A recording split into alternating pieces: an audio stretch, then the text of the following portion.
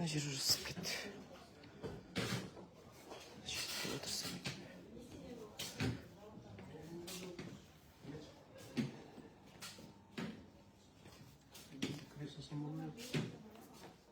Жылжисыз. Рахмет.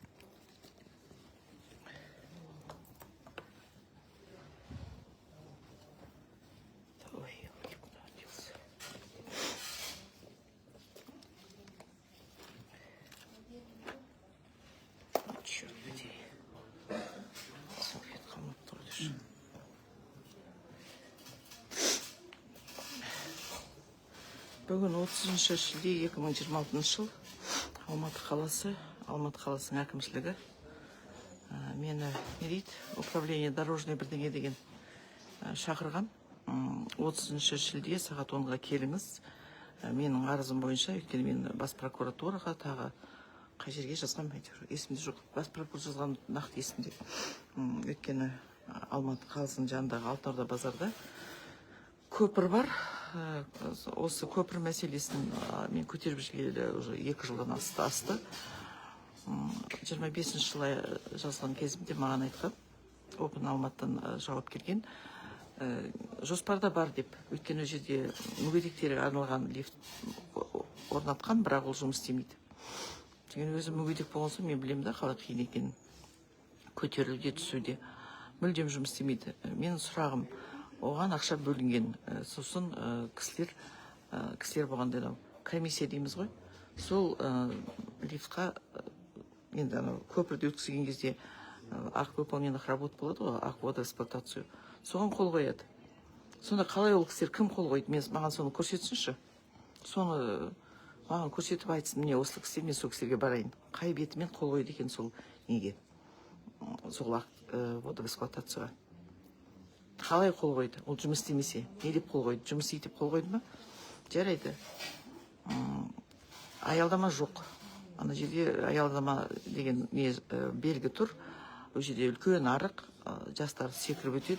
Бір күн болмаса біреу құлайды да, қолын сындырады, аяғын сындырады, әйтеуір бір зақым келеді ғой. Сол кезде ғана біздің үкімет қимылдай бастайды. Қазірше ешқандай жауап жоқ. Мен бүгін шақырды, келіңіз деп келдім. Сөйтсем, ойбай, бір жиналыс болып кетті, бүкіл бастықтар сонда кетті дейді. Маған түстен кейін келіңіз дейді. Сонда мен ақсаңдап, мына күннің ыстығында қазір үйге қайтуым керек. Аға, солай ма деп, сөйген сағат түстен кейін қайтып келуім керек екен. Шақырды ма, ол ең болмаса бір адамды ұстап кету керек еді осында. Маған сол менің арызым бойынша жауап беретін. Қашан сол жерге аялдама орнатады Алтын Орданың жанында. Ана Алтын Орданың төмен жағында, мысалы анау Алтын Орда базар жақта аялдама бар. Кішкентай ғана бір 4-5 адам максимум сияды. Күннің ыстығында ана жылы сол жерге сол жақтан өтуге тура келді. Сол аялдаманың артына барып тығылып тұрдық күннің астында. Енді анау кішкене болса да көлеңке ғой деп сыймаймыз. Кім үшін үлкен Алтын Орда базар, үлкен базар. Соны қандай архитектор ма, кім осыны проект жасады? Соны маған көрсетсінші.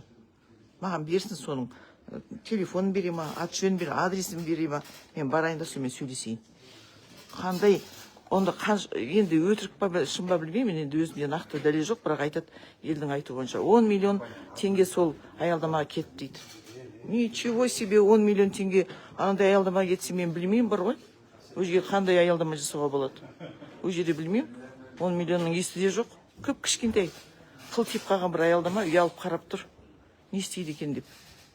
Енді шақырып алады да келіп, мына қара, қатты неғып тұрмды. Не деген сұмдық, ол шақырады өздері, өздері шықпайды. Анда кетіп қалды, мында кетіп қалды. Мен тікелей эфирдемін, айтып қояйын сіздерге. Маған шықсын бір замы шыға ма енді білмеймін, маған кім болса шықсын. Сонда мен жүреді екен мына жерде. Өздері шақырып алып, это что за издевательство? До такой степени адамды бізді адам қырлы көрмеген ғой бұлардың. Как будто мен әлгі келіп бұларға сүмірейіп, қатқаннан бар ма деп сұрап жүргендей. Ұятсыздар. Жыным ұстап тұршы, шын айтам. Прям злая, как собака. Не деген масқара? Издеваться. Еще түстен кейін кел дейді. Түстен кейін келген несі? Шақырыңыздар маған біреуді. Мен тікелей эфирге шықтым уже, потому что басқа амал жоқ. Шақырыңыздар маған управление дорожный бірдеңе деймі, бағана звондаған мана кісі білетін, мен атын ұмытып қалдым. Я сағат 10-ға шақырған, жоқ. Уже сағат 11 болады мен сағат. Мен сағат 10-ға 10 минут қалғанда келдім. Мен шуақта кешікпеймін. Енді мен келген соң маған айтады, түстен кейін келіңіз. Мне что, делать нечего, что мына күннің ыстығында ақсаң етіп. Прям бір ғой, сондай ашуланып тұрмын. Ол не деген, біз халықты сонда адам қорлау көріп тұрған жоқ қой бұлар ешқайсысы. Келеді де сүмірейіп қайтып кетеді деп, сүмірейіп қайтпаймын мен, жүремін сонда. Ничего себе. Сюда білдей бір акимат, но қалалық акимат. Это что за такое отношение к людям? Бұл акимат сөйтіп істесе, басқаларымыз здесь тікелей эфир, армысыз. Акимат өсіп істесе, білмеймін, басқалар не сұрайсың уже? Өздерінен бастамайым акимат жұмысты. Такая безответственность, такое отношение к людям. Кел десе, келе салым керек екен, кет десе, кете салым керек екен сонда. Мен не сонда бір, мен білмеймін уже өзімді кіммен теңетімді білмеймін бар ғой. Масқара ғой мынау деген. Мен анау ненің шығардым да қазір премьер-министрға дейін, президентқа дейін, прокуратура бәріне дейін, Алматы облысының әкіміне дейін тектеп қойдым. Бәр жерге кетті желіге. А қазір мен тікелей эфирдемін. Шықсында келіп осында мені қабылдасын. Біресе хатшысы шығады, біресе мен бас маманмын деп біреу шығады. Олар ештеңе шешпейді. Не істейді өздері, а біз сонда жүреді екенбіз сүмірейіп. Ана жаққа бір бап, ана есікті бір қағып. Кетпеймін осы, шықсын или білмеймін. Қазір мен полицияны шақыртам ондай болса. Келсін да полиция, пусть разбирается, неге мені шақырады, неге мені қабылдамайды. Сонда олар ойлаған ғой деймін, біз бұған жазамыз, бұл келмейді. Неге мен келмейді екем? Бұл мәселені мен 2 жыл болды көтеріп жүргеніме. Айтып жүрмін. Ну, конечно, бұларға бәрібір. Астарында қымбат көлік отырып алады, жүреді, қайып. Күннің ыстығында біз сияқты сүмірейіп тұрмайды аялдамада. Не ана көпірден өте алмай, шойнаңдап жүреміз. Қыста көпірі вообще жаман. Не қып кетеді? Тайғанақты, талай адам құлапты сол көпірден.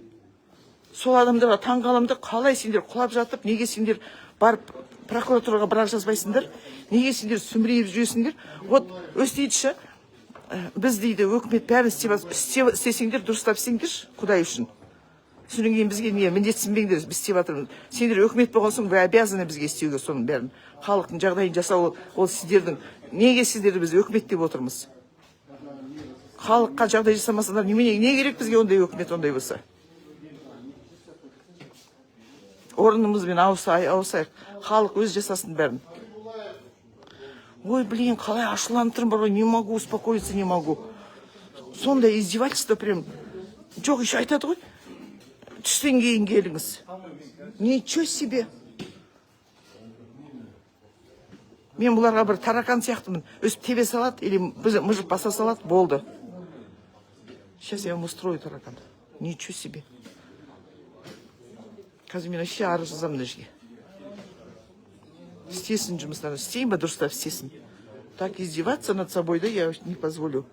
Я не могу успокоиться, прям бар ғой, ашуланып тұрмын бар ғой. Не деген масқара бұл?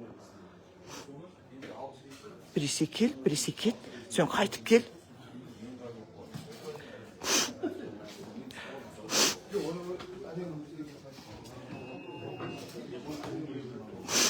Ай, мына мұрдым бәле болғандай менің.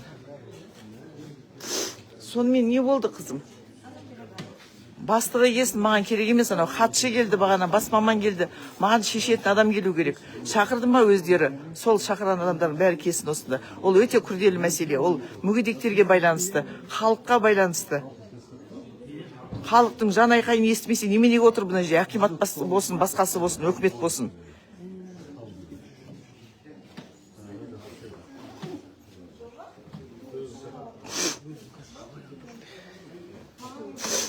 Болдым бәле болғаннай. Жүреміз тікелей эфирмен.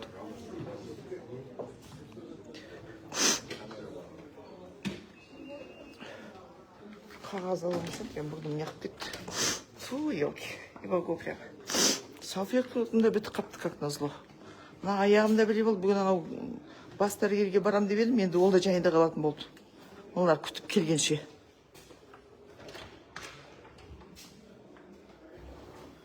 Ой, не могу я.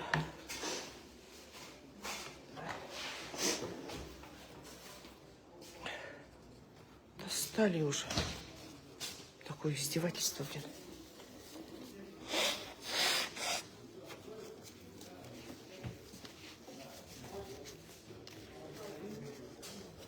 Жоқ, еще спокойно айтады маған. Сізді түстен кейін келсін деп айтты. Деп анау хатшы қызы. Соны мен жүгіріп шығады екем де түстен кейін келеді екем. Мен ерігіп жүрмін ғой. Басқа жұмысым жоқ. Акиматтың алдына келіп әлге басым дейіп, мені қабылдаймын екен деп сүмірейіп. Қазір мен қалай тексереді, қазір тектемесем. Қазір мен еще арыз жазам, прокуратурасынан бастап, премьер-министрға дейін. Ничего себе. Так. Мен қалай тектеуші еді, блин, комментарий. Комментарийға жазу керек еді ғой. Былай ма екен? Тағы орда пресс-приказ жасайын.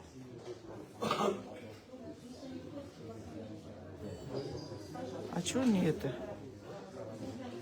Активная ссылка емес. Интересно, шықпайды ғой. Так. Алматы қаласының әкімі.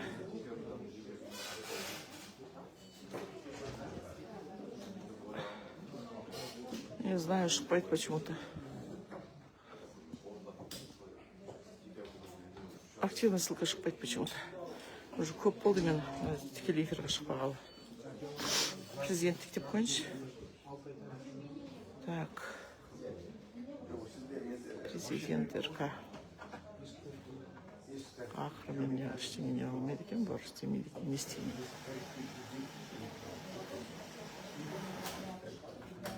Шықпайды, активный ссылка шықпайды почему-то.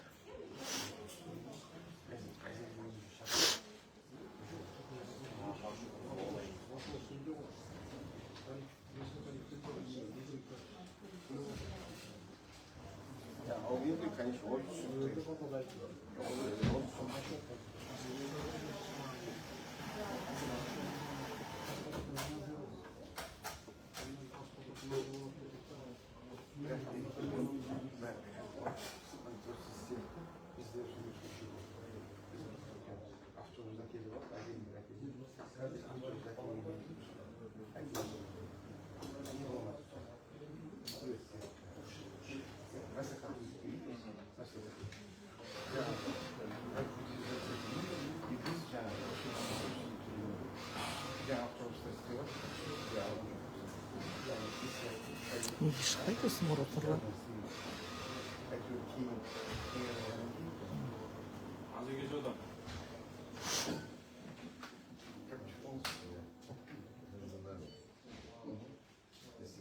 Так отправлено. А, мына жерде интернет дұрыс істемейді екен ғой. Мына жерде интернет дұрыс істемейді екен. Міне.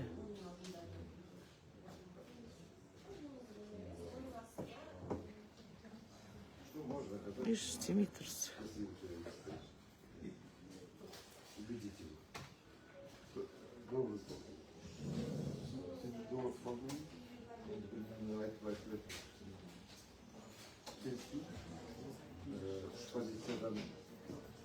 Там же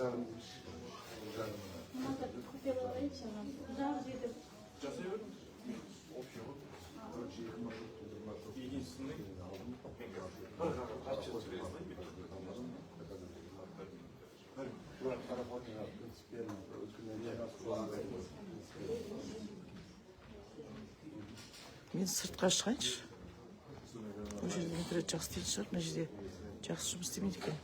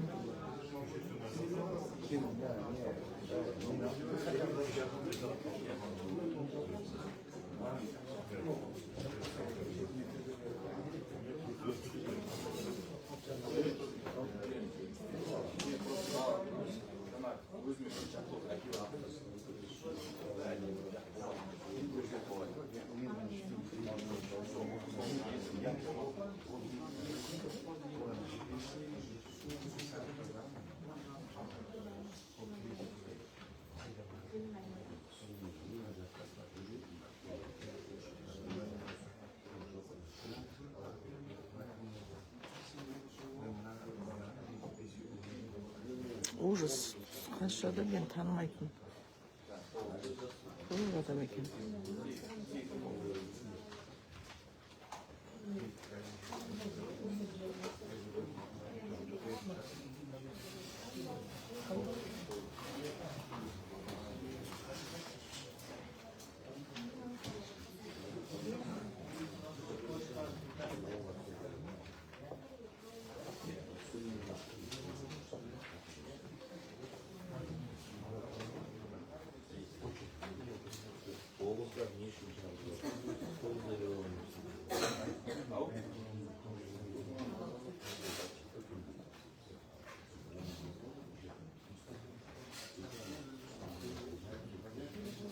Он не любит уже.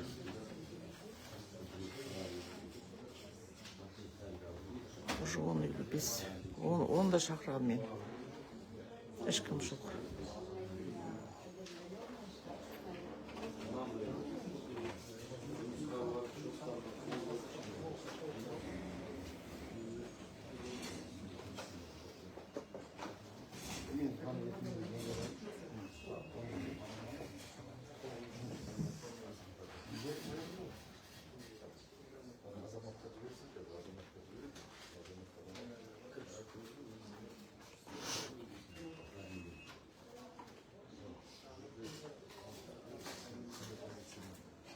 Ужас, қанша адам, ужас, көп адам екен.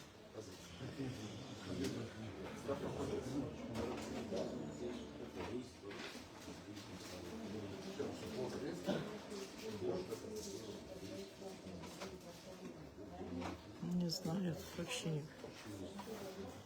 Қанша көп.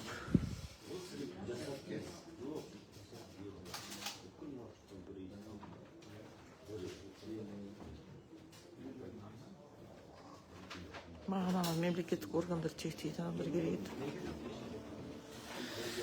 Өзім тектей алмай отырмын.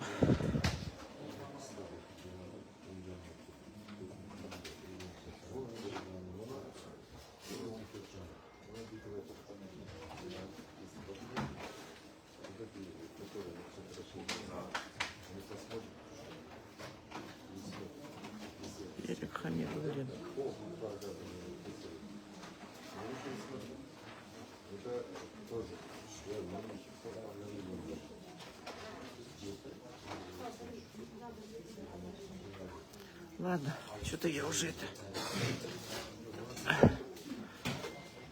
Репост жасасаңдаршы, пожалуйста. Бастан көрмеген соң түсініксіз, мен қазір тағы сұрайын не дейді екен. Сонымен мен қанша күтем? Бағана 1 минут дей беріңіздер, әлі 1 минут болып жүр ме? Тағы айта кетейін. Мен анау Алтынорда базардың жанында аялдама жоқ. Сосын о жерде лифт көпір бар. Көпірдің түрі келісіп тұр. О жерде не жұмыс істемейді? Лифт жұмыс істемейді.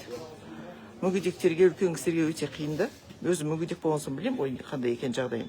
Содан анау Алтынорданың жанында бір аялдама тұр. Кішкентай ғана сығырайған бар ғой. Қылтиып, ұялып бізден. Адамдар сыймайды. Ал неде Алтынорданың жолының бер жағында мүлдем аялдама жоқ. Соған мен арыз жазам. Бас прокуратураға дейін бірнеше жерге жазам. Сонда маған мынау қалалық акиматтан жауап келеді.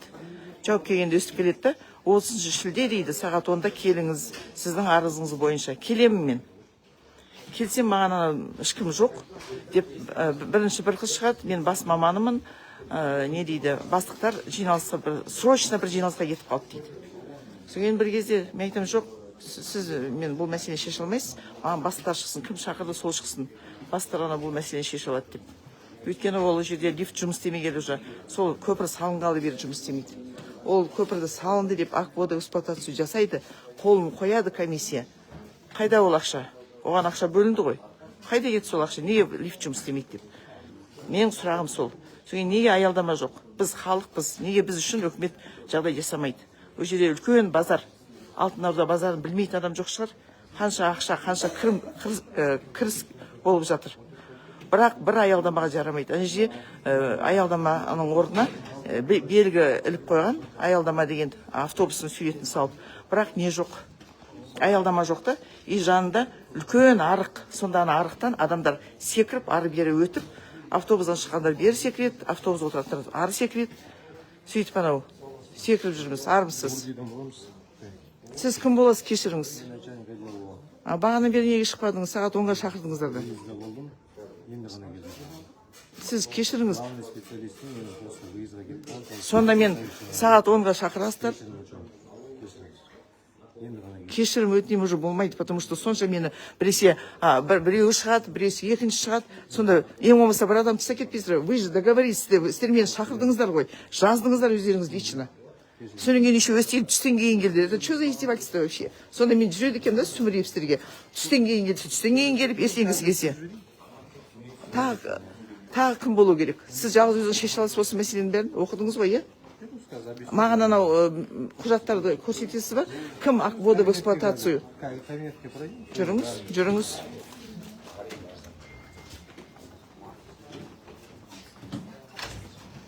Так, я сейчас выйду и буду это записывать прямо отдельно на видео, потом все это буду выставлять.